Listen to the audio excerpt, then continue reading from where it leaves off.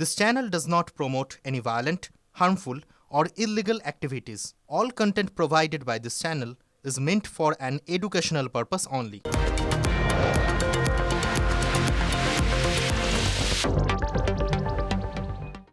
অশোকনগরে মহিলার কাছ থেকে 200 রাউন্ড কার্তুজ পাওয়া গিয়েছে, 6টা স্টার লোগোর পিস্তল আর নগদ টাকাও উদ্ধার হয়েছে। অস্ত্র পাচারের পুরনো খিলাড়ি ধৃত এই পূজা 3 বছর আগেও অস্ত্রসহ গ্রেফতার হয় অভিযুক্ত। আর এই ঘটনায় 4 সদস্যের এসআইটি গঠন করা হয়েছে, নেতৃত্বে স্পেশাল সুপারিনটেন্ডেন্ট।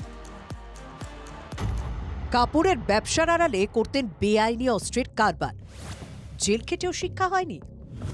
ফের অস্ত্রসহ গ্রেপ্তার হাবড়ার বাসিন্দা। উদ্ধার 4টি স্টার লোগোর 7mm পিস্তল, 2টি 9mm পিস্তল, ম্যাগাজিন, 200 রাউন্ড কার্তুজ, সঙ্গে নগদ টাকা। পুলিশ সূত্রে খবর, বিহারের জামালপুর থেকে অস্ত্র আনা হয়, সেখান থেকে ব্যান্ডেল স্টেশনে নেমে গন্তব্য হয় নৈহাটি। নৈহাটি থেকে ছোট শেয়ার গাড়িতে হাবড়ার দিকে যাচ্ছিলেন পূজা বিশ্বাস নামে ওই অস্ত্র পাচারকারী। নৈহাটি রোড থেকেই গাড়িতে পিছু নেয় সিআইডি। কেউ ধাওয়া করছে বুঝতে পেরেই অশোকনগরে নেমে পড়েন ওই মহিলা। এরপরে অশোকনগর 8 নম্বরে ধাওয়া করে মহিলাকে পাকড়াও করে সিআইডি। এখানে নেমেছিলেন না ওনাকে গাড়ি থেকে নামানো হলো? না, শুনলাম ইনফরমেশন অনুযায়ী নামানো হয়েছে। কি গাড়িতে ছিল? টেম্পো শুনলাম। ম্যাজিক। হ্যাঁ, টেম্পো বা ম্যাজিক এরকম কিছু। মানে আমরা প্রতিবেশী হিসাবে সত্যি একটা নিরাপত্তাহীনতায় ভুগছি। আমি কাজে আসি, কাজে আসার সময় দেখেছি এই অবস্থা, এখানে এরকম এত ভিড় রয়েছে, এটাই দেখেছি। কি হচ্ছিল? কিছু হয়নি, যে যাকে যে বোনটাকে ধরেছে উনি বসেছিল, আর বাকি যারা অফিসার সবাই এখানে দাঁড়িয়েছিল। তাই পুলিশ সূত্রে খবর, হাবড়ায় আগেও অস্ত্র ডেলিভারি করেছিল অভিযুক্ত। হারোয়ায় ঘর ভাড়া নিয়ে থাকতেন পূজা, তবে পূজা বিশ্বাস ছিলেন অস্ত্র পাচারের পুরনো খিলাড়ি। 2023 সালেও অস্ত্রসহ গ্রেপ্তার হয়েছিল পূজা। সেবারও বাসে করে অস্ত্র পাচার করছিলেন। বাস থেকেই তাকে পাকড়াও করেছিল দত্তপুকুর থানার পুলিশ। জেল থেকে ছাড়া পেয়ে ফের অস্ত্র কারবার কাজ শুরু করে পূজা। বারবার মেয়ে বারণ করলেও কথা কানেই তোলেননি পূজা। চালিয়ে গিয়েছেন বেআইনি ব্যবসা।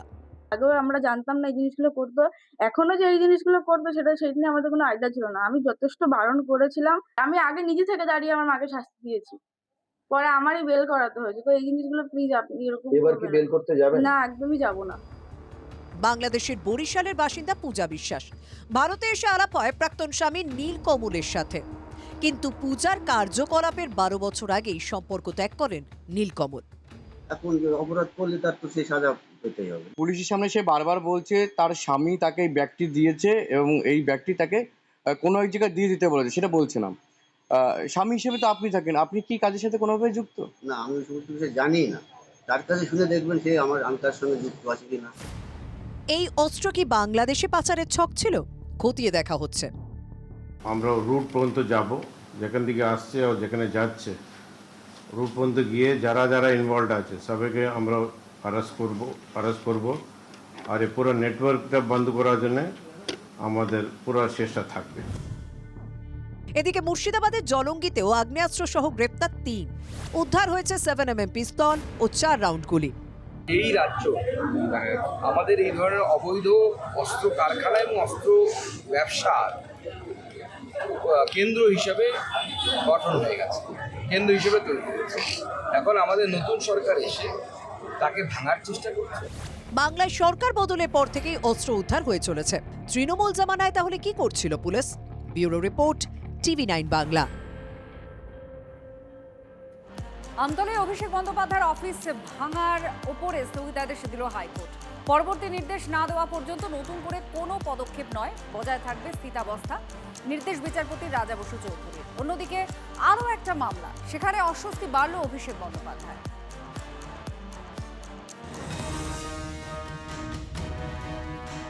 অভিষেকের 7 মহলা সাংসদ অফিসে রবিবারও চলল বুলডোজার।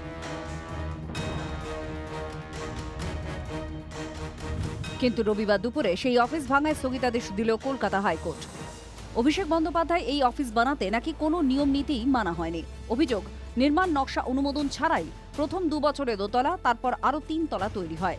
ফলে বেআইনি নির্মাণের অভিযোগে শনিবারের পর রবিবারও আমতলায় ভেঙে গুড়িয়ে দেওয়া হয় অভিষেকের অফিসের একাংশ। এর মধ্যেই জরুরি শুনানির আর্জি জানিয়ে হাইকোর্টে যান অভিষেক বন্দ্যোপাধ্যায়। এরপরেই অফিস ভাঙায় স্থগিতাদেশ দেয় হাইকোর্ট।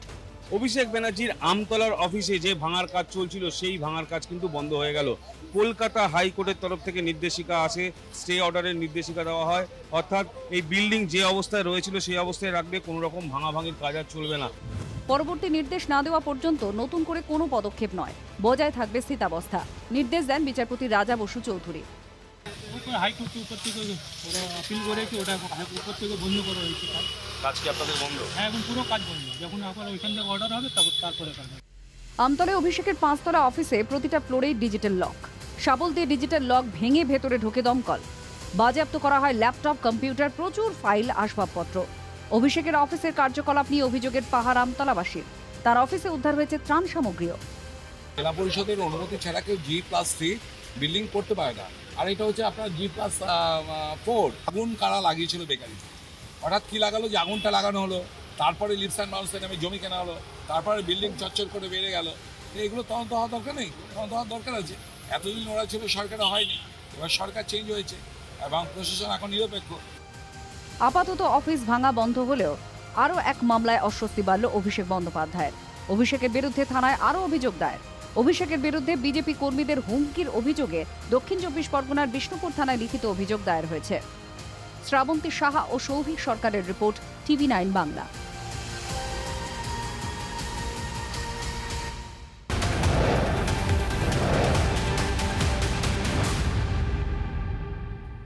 ঘর ওয়াপসি নিয়ে চ্যালেঞ্জ আর পাল্টা চ্যালেঞ্জ চলছে। ফেরার আহ্বান নিয়ে এবার অভিষেক বন্দ্যোপাধ্যায়কে জবাব দিলেন ঋতব্রত বন্দ্যোপাধ্যায়।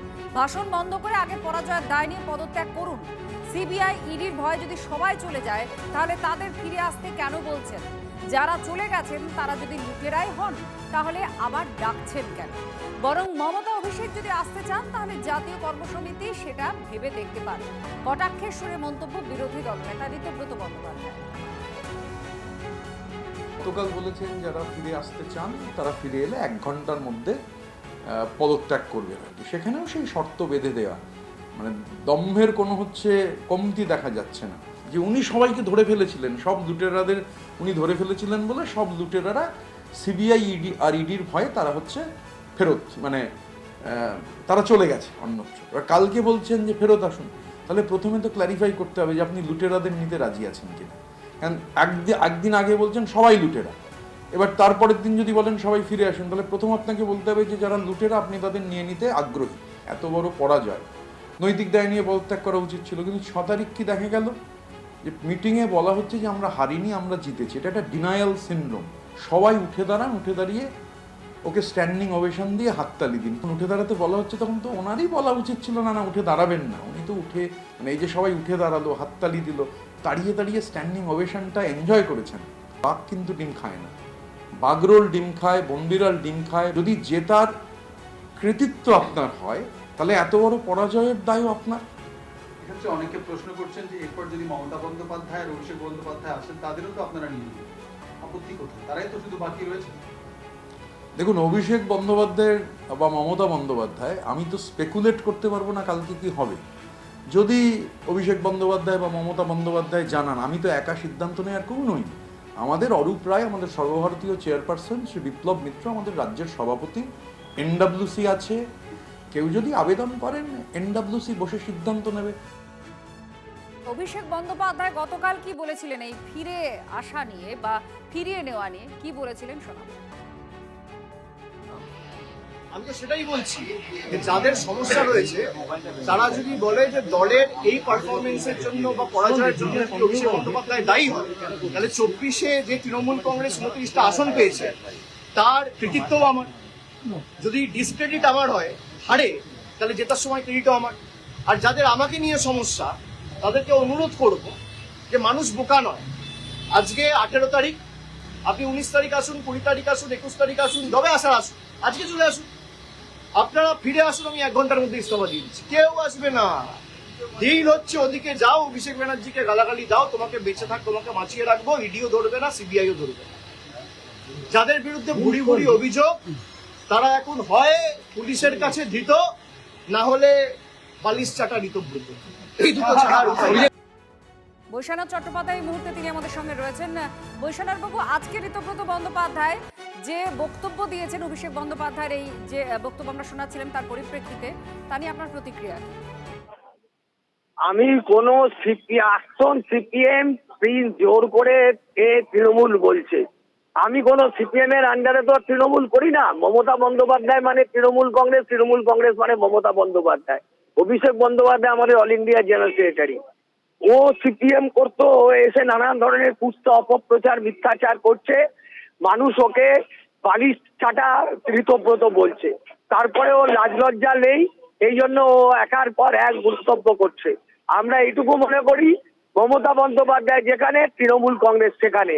আগামী 21শে জুলাই এই ক্যাথিড্রাল রোডের পাশে মানুষের সমাবেশের মধ্যে দিয়েই সেটা প্রমাণিত হবে কোন ঋত আর কোন মৃত কি কথা বললো তাতে কিছু। যারা সম্পত্তি বাঁচাতে পার্টি চেঞ্জ করে, আদর্শ বিক্রি করে, নীতি বিক্রি করে, একটা আদর্শহীন, একটা নৈতিকতাহীন, একটা অশ্লীল ভিডিও যার নামে ঘুরেছে, এখন তার ব্যাপারেও তিনি নেতা বলছেন বাংলায়। বাঙালিদের কি অবস্থা হচ্ছে ভাবছি আমি, যেরকম একটা অশ্লীল ভিডিও যার নামে, এরকম একটা অনৈতিক একটা ছেলে সে এই ধরনের কথা বলছে।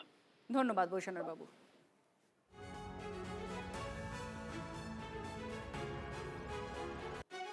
একুশে জুলাইয়ের আগে আরো একা মমতা বন্দ্যোপাধ্যায়। এবার মমতার সঙ্গ ত্যাগ প্রাক্তন মন্ত্রী তপন দাশগুপ্ত। মমতার হাত ছেড়েই অভিষেককে দালাল বলে তোপ দাগলেন তপন। তৃণমূলের সর্বভারতীয় সাধারণ সম্পাদকের জন্যই আজ দল শেষ। রাজনীতিকে কেউ ব্যবসায় পরিণত করতে চাইলে এই দুর্দশাই হবে। অভিষেকের বিরুদ্ধে অনেক অভিযোগ, অন্যের বিরুদ্ধে অভিযোগ করা শোভা পায় না। দিদির প্রতি শ্রদ্ধা থাকবে, কিন্তু দিদির দল আর করব না। তৃণমূল ছেড়েই ক্ষোভ উগড়ে দিলেন হুগলির দাপুটে এই নেতা।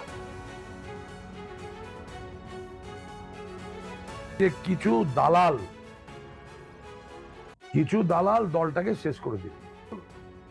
যারা পুরনো কর্মী, যারা নেতৃত্বে, যারা পরিবর্তন এসেছিল পশ্চিমবাংলায় মমতা ব্যানার্জি তৃণমূল কংগ্রেসের, তাদেরই ছেড়ে দেওয়া হলো, যার জন্য আজকে পশ্চিমবাংলায় ভরাডুবি হয়ে গেছে তৃণমূল কংগ্রেস। বলবো যে অল ইন্ডিয়া জেনারেল সেক্রেটারি ত্রুটি কাজের, এর জন্য তৃণমূল কংগ্রেস আজকে শেষ হয়ে গেছে। এবং রাজনীতিটা তো কেউ যদি মনে করে ব্যবসায় পরিণত করব, সেই দলের এই অবস্থাই হবে। দিদির জন্য লাগছে, কারণ দিদিকে দেখে দল করেছিলাম। আমি মনে করি এই দলের সর্বনাশের জন্য দিদির যতটা দায়ী না, দলের দু একজন দায়ী আছে।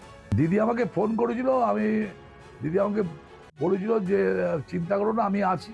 দিদির প্রতি আমার শ্রদ্ধা যতদিন বাঁচবো ততদিন থাকবে।